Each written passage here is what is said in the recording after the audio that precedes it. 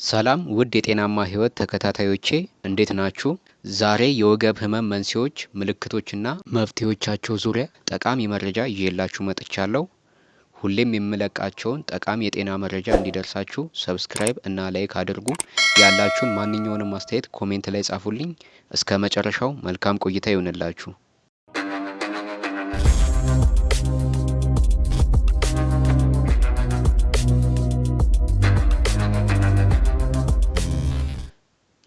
እንግዲህ የወገብ ህመም አብዛኛውን ጊዜ በታችኛው የጎድን አጥንትና በላይኛው የመቀመጫ ክፍል አካባቢ የሚከሰት ህመም ሲሆን በተለይ ከ30 ዓመት በላይ የሆኑ ሰዎች ላይ ይከሰታል።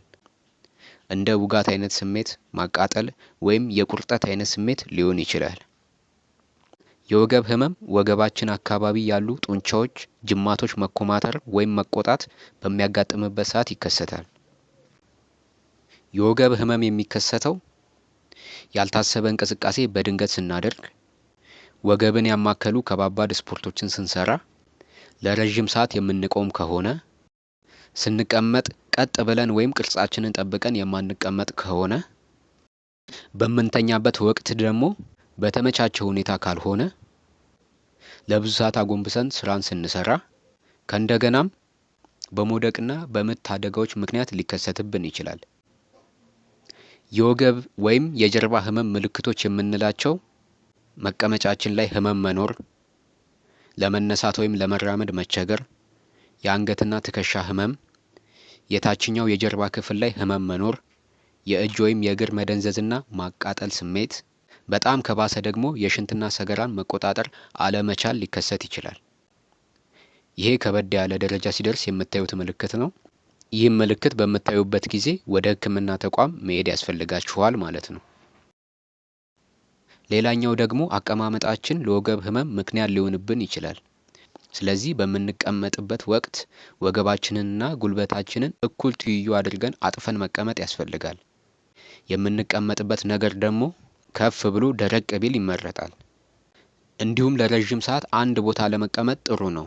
የስራ ሁኔታችሁ ብዙ ሰዓት የሚያስቀምጥ ከሆነ በመሃል ተነስታችሁ መንቀሳቀስ ያስፈልጋል። ሌላው ደግሞ ስትቀመጡ የታችኛው ወገባችሁን በትራስ መደገፍም ትችላላችሁ። ውድ ተመልካቾቼ በወገብ ህመም ወቅት ከባድ እቃዎችን ማንሳት አይመከርም። ማንሳቱ ግድ ከሆነ ግን ከወገብ ሳይሆን ከጉልበት ሸብረክ ብለን እቃውን ማንሳት ያስፈልጋል። ሌላው ደግሞ ስፖርት በምንሰራበት ወቅት ከአቅም በላይ የሆኑ ክብደቶችን ማንሳት አያስፈልግም። እንቅልፋችንን በምንተኛበት ጊዜ ደግሞ ፍራሻችን ደረቅ ያለ ቢሆን ይመረጣል። የሚያሰምጥ መሆን የለበትም። ምክንያቱም ፍራሹ የሚያሰምጥ ከሆነ የአከርካሪ አጥንትን ተፈጥሯዊ አቀማመጥን ስለሚያዛባ የወገብ ህመምን ያባብስብናል። ስንተኛ በጎናችን ሆነን አንገታችንን በደንብ የሚደግፍ ትራስ መጠቀም አለብን። ይህም ማለት ትራሱ በጣም ከፍም በጣም ዝቅም ማለት የለበትም። ሌላኛው ደግሞ ከፍተኛ የሰውነት ክብደት ካለን መቀነስ ያስፈልጋል። ቀለል ያሉ እንቅስቃሴዎችን በማድረግና አመጋገብን በማስተካከል መቀነስ ትችላላችሁ። በእግር ወክ ማድረግ፣ ዋና ክብደትን ለመቀነስ ጥሩ አማራጮች ናቸው። ውድ ተመልካቾቼ የወገብ ህመሙ የተከሰተባችሁ ከወደቃችሁ ወይም ወገባችሁ ላይ አደጋ ከደረሰባችሁ በኋላ የተከሰተ ከሆነ ወደ ህክምና ተቋም መሄድ አለባችሁ።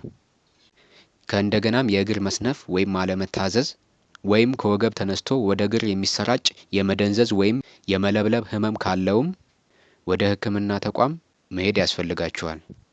ሌላው ደግሞ ቅድም እንደነገርኳችሁ የሽንት ወይም የሰገራ መቆጣጠርን አለመቻል ካጋጠማችሁ በቶሎ ወደ ህክምና ተቋም መሄድ ያስፈልጋል። በጣም በሚብስብን ጊዜ የህክምና ባለሙያዎችን በማማከር የህመም ማስታገሻን መጠቀምም እንችላለን። ሌላው ደግሞ የፊዚዮቴራፒ ህክምና ለወገብ ህመም በጣም አስፈላጊና ጥሩ ነው። እንግዲህ ውድ ተመልካቾቼ በወገብ ህመም መንስኤዎች፣ ምልክቶችና መፍትሄዎቻቸው ዙሪያ ጥሩ ግንዛቤ እንደሰጠዋችሁ ተስፋ አደርጋለሁ። የምለቃቸውን የጤና መረጃዎች እንዲደርሳችሁ ሰብስክራይብ እና ላይክ አድርጉ። ማንኛውንም ማስተያየት ካላችሁ ኮሜንት ላይ ጻፉልኝ። በቀጣይ በሌላ የጤና መረጃ እስከምንገናኝ መልካም ቆይታ ይሁንላችሁ።